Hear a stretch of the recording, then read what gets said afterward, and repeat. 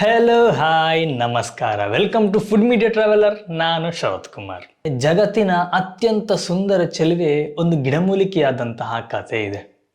ಪುರಾಣ ಕಾಲದಲ್ಲಿ ಇಡೀ ವಿಶ್ವದಲ್ಲಿ ಅತಿ ಸುಂದರವಾದಂಥ ಚೆಲುವೆ ಪಾರಿಜಾತ. ಈ ಪಾರಿಜಾತ ಇವತ್ತು ಗಿಡಮೂಲಿಕೆಯಾಗಿ ಬದಲಾಗಿ ನಮ್ಮ ಆರೋಗ್ಯಕ್ಕೆ ಅನೇಕ ರೀತಿಯ ಲಾಭಗಳನ್ನು ನೀಡ್ತಾ ಇದ್ದಾಳೆ. ಈ ಪಾರಿಜಾತಕ್ಕೊಂದು ಪುರಾಣದ ಕಥೆ ಇದೆ.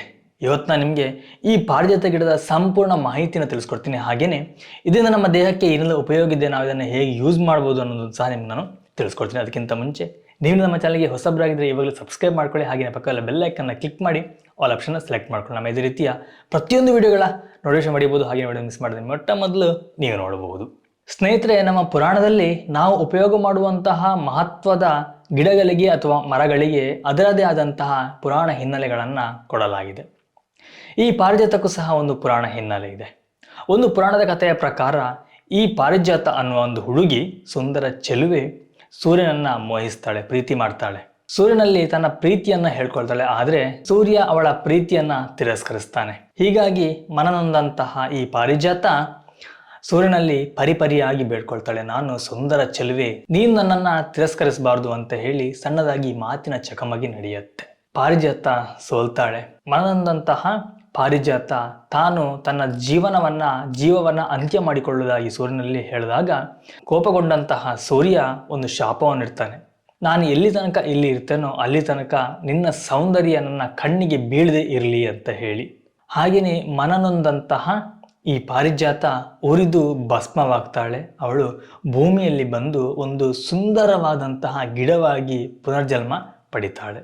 ಇವತ್ತಿಗೂ ಕೂಡ ಹಾಗೆ ಪಾರಿಜಾತದ ಹೂವು ಅಥವಾ ಪಾರಿಜಾತ ಗಿಡ ತುಂಬ ಸುಂದರವಾಗಿ ಕಾಣುತ್ತೆ. ಈ ಗಿಡ ಸುಂದರವಾಗಿ ಕಾಣುವಂಥದ್ದು ರಾತ್ರಿ ವೇಳೆ, ಅದು ಕೂಡ ಹೂವು ಅರಳಿದಾಗ ಮಾತ್ರ. ಸೂರ್ಯ ಮುಳುಗ್ತಾ ಇದ್ದ ಹಾಗೆ ಹೂ ಅರಳುತ್ತೆ. ಸೂರ್ಯ ಹುಟ್ಟು ಮುಂಚೆ ಹೂ ಉದುರಿ ನೆಲವನ್ನ ಸೇರುತ್ತೆ. ಈ ಗಿಡಕ್ಕೆ ಹೂ ಇದ್ರೆ ಮಾತ್ರನೇ ತುಂಬ ಚಂದವಾಗಿ ಕಾಣುವಂಥದ್ದು, ಇಲ್ಲ ಅಂತಂದ್ರೆ ಅದಕ್ಕೆ ಸೌಂದರ್ಯ ಇಲ್ಲ. ಇನ್ನೊಂದು ಪುರಾಣದ ಕಥೆಯ ಪ್ರಕಾರ ಸಮುದ್ರ ಮಂಥನವಾಗುತ್ತೆ. ಸಮುದ್ರ ಮಂಥನ ಸಮಯದಲ್ಲಿ ಉದ್ಭವವಾದಂತಹ ಗಿಡಗಳು, ಮರಗಳಲ್ಲಿ ಈ ಪಾರಿಜಾತವು ಒಂದು ಅಂತ ಹೇಳಲಾಗುತ್ತೆ. ಹಾಗಾಗಿ ಈ ಗಿಡದಲ್ಲಿ ಅನೇಕ ಆಯುರ್ವೇದದ ಗುಣಗಳನ್ನು ಹೊಂದಿದೆ. ಇದು ನಮ್ಮ ಆರೋಗ್ಯವನ್ನು ಸುಧಾರಿಸಲಿಕ್ಕೆ ತುಂಬಾನೇ ಸಹಾಯ ಮಾಡುತ್ತೆ. ಈ ಗಿಡವು ಭಾರತ, ಪಾಕಿಸ್ತಾನ, ಥೈಲ್ಯಾಂಡ್, ಇಂಡೋನೇಷಿಯಾ, ನೇಪಾಳಗಳಲ್ಲಿ ಕಂಡುಬರುವಂತಹ ಒಂದು ಗಿಡವಾಗಿದ್ದು, ಇದು ಗಿಡಮೂಲಿಕೆಯಲ್ಲಿ ಒಂದು ವಿಶೇಷವಾದಂತಹ ಸ್ಥಾನಮಾನವನ್ನು ಪಡೆದಿದೆ. ಹಾಗೆಯೇ ಈ ಗಿಡದ ಎಲೆ ಮತ್ತು ಹೂವು ನಮ್ಮ ಆರೋಗ್ಯಕ್ಕೆ ತುಂಬಾನೇ ಪ್ರಯೋಜನಕಾರಿಯಾಗಿದೆ. ಸ್ನೇಹಿತರೆ ನೋಡಿ, ಇದರ ಹೂವು ಎಷ್ಟು ಚಂದ ಇದೆ. ಮೇಲ್ಗಡೆ ಬಿಳಿಯ ಬಣ್ಣವನ್ನು ಹೊಂದಿದ್ದು ಅದರ ತೊಟ್ಟು ಕೇಸರಿ ಬಣ್ಣವನ್ನು ಹೊಂದಿರುತ್ತೆ. ನೋಡ್ಲಿಕ್ಕೆ ಬಹಳ ಸುಂದರವಾದಂತಹ ಹೂವು. ಈ ಗಿಡದ ಸೌಂದರ್ಯ ಕೂಡ ತುಂಬಾನೇ ಸೊಗಸಾಗಿ ಚೆನ್ನಾಗಿ ಕಾಣುತ್ತೆ. ಆದರೆ ಇದರ ಚಂದ ನಮಗೆ ಕಾಣಸಿಗೋದೇ ರಾತ್ರಿ ವೇಳೆಯಲ್ಲಿ. ನಾನು ನಿಮಗೆ ಆವಾಗಲೇ ಹೇಳಿದ ಹಾಗೆ ಇದು ಸೂರ್ಯ ಮುಳುಗಿದ ನಂತರ ಹೂ ಅರಳುತ್ತೆ. ಸೂರ್ಯ ಹುಟ್ಟೋ ಮುಂಚೆ ಹೂವೆಲ್ಲ ನೆಲದ ಪಾಲಾಗುತ್ತೆ.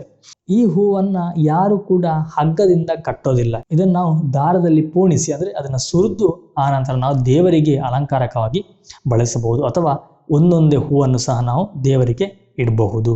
ಕೆಲವೊಂದು ಕಡೆ ಕೆಲವೊಬ್ಬರ ನಂಬಿಕೆಯ ಪ್ರಕಾರ ಕೆಳಗೆ ಬಿದ್ದಿರುವಂತಹ ಹೂವು ದೇವರ ಮುಡಿ ಸೇರೋದಿಲ್ಲ ಅಂತ ಹೇಳಿದೆ. ಈ ಹೂವು ನೆಲಕ್ಕೆ ಬಿದ್ದರೂ ಸಹ ತನ್ನ ಪಾವಿತ್ರ್ಯತೆಯನ್ನ ಇದು ಕಳ್ಕೊಳ್ಳೋದಿಲ್ಲ, ತನ್ನ ಮಹತ್ವವನ್ನ ಕಳ್ಕೊಳ್ಳೋದಿಲ್ಲ. ಇದು ದೇವರ ಮುಡಿಗೆ ಅಥವಾ ದೇವರ ಪಾದಕ್ಕೆ ಸಲ್ಲಲಿಕ್ಕೆ ಯೋಗ್ಯವಾಗಿದೆ ಅನ್ನೋ ಒಂದು ನಂಬಿಕೆ ಇದೆ. ಇನ್ನು ಈ ಗಿಡದ ಹೂವು, ಎಲೆ, ಬೇರು, ಕಾಂಡ ಪ್ರತಿಯೊಂದರಿಂದ ಸಹ ನಮ್ಮ ಆರೋಗ್ಯಕ್ಕೆ ಅನೇಕ ಲಾಭಗಳಿವೆ.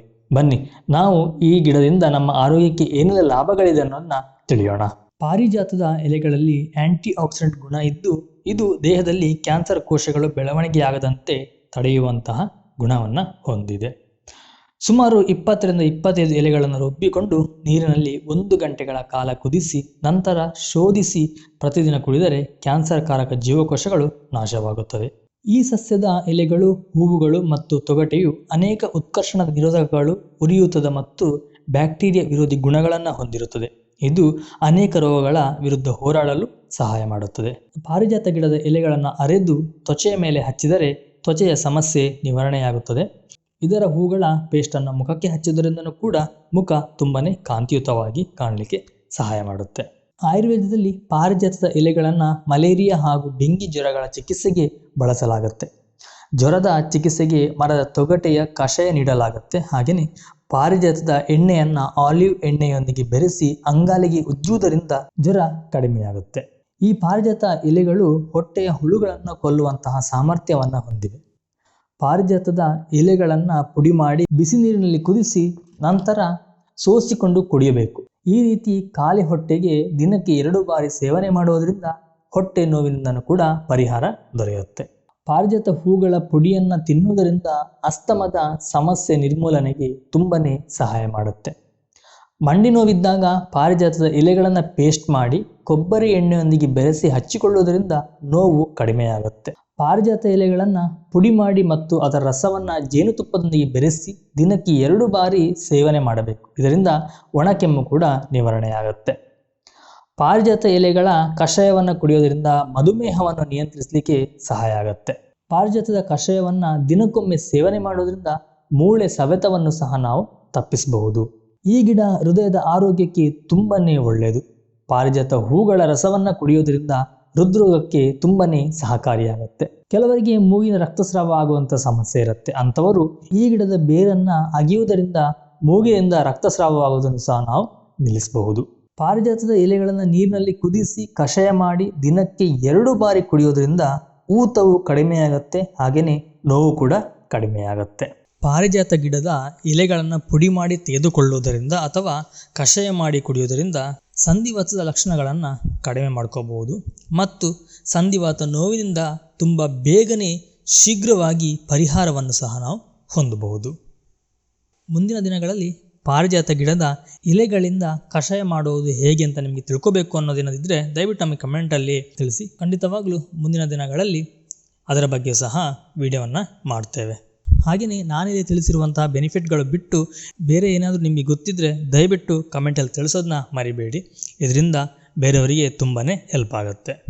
ನೀವು ಈಗಾಗಲೇ ಯಾವುದಾದ್ರೂ ಒಂದು ಆರೋಗ್ಯ ಸಮಸ್ಯೆ ಹೊಂದಿದ್ರೆ ಈ ಗಿಡವನ್ನು ನೀವು ಒಂದು ಚಿಕಿತ್ಸೆಯಾಗಿ ಬಳಸೋದೇ ಹೋದಾದರೆ ದಯವಿಟ್ಟು ನಿಮ್ಮ ಹತ್ತಿರದ ನಾಟಿ ವೈದ್ಯರು ಅಥವಾ ನಿಮ್ಮ ವೈದ್ಯರನ್ನ ಸಂಪರ್ಕ ಮಾಡಿ ಅವರ ಸಲಹೆ ಮೇರೆಗೆ ನೀವು ಇದನ್ನು ತಗೊಳ್ಳೋದು ತುಂಬಾ ಒಳ್ಳೆಯದಾಗುತ್ತೆ. ನಾನು ಪ್ರತಿ ಸಲ ಹೇಳುವಂತೆ ಒಬ್ಬೊಬ್ಬರ ದೇಹದ ಕಂಡೀಷನ್ ಬೇರೆ ಬೇರೆ ಆಗಿರುತ್ತೆ. ಹಾಗಾಗಿ ಪ್ರತಿಯೊಬ್ಬರಿಗೂ ಗಿಡಮೂಲಿಕೆ ಒಗ್ಗುತ್ತೆ ಅಂತ ಹೇಳಲಿಕ್ಕಾಗೋದಿಲ್ಲ. ಹಾಗಾಗಿ ನಿಮ್ಮ ಡಾಕ್ಟರ್ನ ಸಲಹೆ ಮೇರೆಗೆ ನೀವು ಇದನ್ನು ಉಪಯೋಗ ಮಾಡೋದು ತುಂಬಾನೇ ಉತ್ತಮ. ಸ್ನೇಹಿತರೆ, ನೋಡಿರಲ್ಲ, ಇದಿಷ್ಟು ಪಾರಿಜಾತದ ಗಿಡದ ಸಂಪೂರ್ಣ ಮಾಹಿತಿಯಾಗಿತ್ತು. ಹಾಗೆಯೇ ಆರೋಗ್ಯ ಲಾಭಗಳಾಗಿತ್ತು, ಗಿಡದ ಪರಿಚಯವಾಗಿತ್ತು. ಈ ವಿಡಿಯೋ ನಿಮಗೆ ಯೂಸ್ಫುಲ್ ಆಗಿದೆ ಅಂತ ಅಂದ್ಕೊಳ್ತೀನಿ. ಇಷ್ಟ ಆದರೆ ಒಂದು ಲೈಕ್ ಕೊಡಿ, ಹಾಗೆ ಚಾನಲ್ ಸಬ್ಸ್ಕ್ರೈಬ್ ಮಾಡ್ಕೊಳ್ಳಿ ಅಂದರೆ ಇವಾಗಲೇ ಸಬ್ಸ್ಕ್ರೈಬ್ ಮಾಡ್ಕೊಳ್ಳಿ. ತುಂಬ ಜನ ಅಂದರೆ 95% ವಿಡಿಯೋಗಳನ್ನ ನೋಡ್ತಾ ಇದ್ದೀರಿ, ಆದರೆ ಚಾನಲ್ನ ಸಬ್ಸ್ಕ್ರೈಬ್ ಮಾಡ್ಕೊಳ್ತಿಲ್ಲ. ದಯವಿಟ್ಟು ಸಬ್ಸ್ಕ್ರೈಬ್ ಮಾಡ್ಕೊಳ್ಳೋದ್ರಿಂದ ನಮಗೆ ಸ್ವಲ್ಪ ಉತ್ತೇಜನ ಸಿಗುತ್ತೆ. ಇನ್ನೂ ಹೆಚ್ಚಿನ ವಿಡಿಯೋಗಳನ್ನ ಮಾಡಲಿಕ್ಕೂ ಒಂದು ಪ್ರೋತ್ಸಾಹವಾಗುತ್ತೆ. ಎನಿವೇ ಸ್ನೇಹಿತರೆ, ನಾನು ನಿಮಗೆ ಮುಂದಿನ ಒಂದು ವಿಡಿಯೋದಲ್ಲಿ ಸಿಗ್ತೀನಿ, ಒಂದೊಳ್ಳೆ ರೆಸಿಪಿ ಅಥವಾ ಒಂದೊಳ್ಳೆ ಗಿಡಮೂಲಿಕೆ ಅಥವಾ ಒಂದು ಒಳ್ಳೆ ಇನ್ಫಾರ್ಮೇಷನ್ ಜೊತೆ. ಥ್ಯಾಂಕ್ ಯು, ಬಾಯ್, ನಮಸ್ಕಾರ.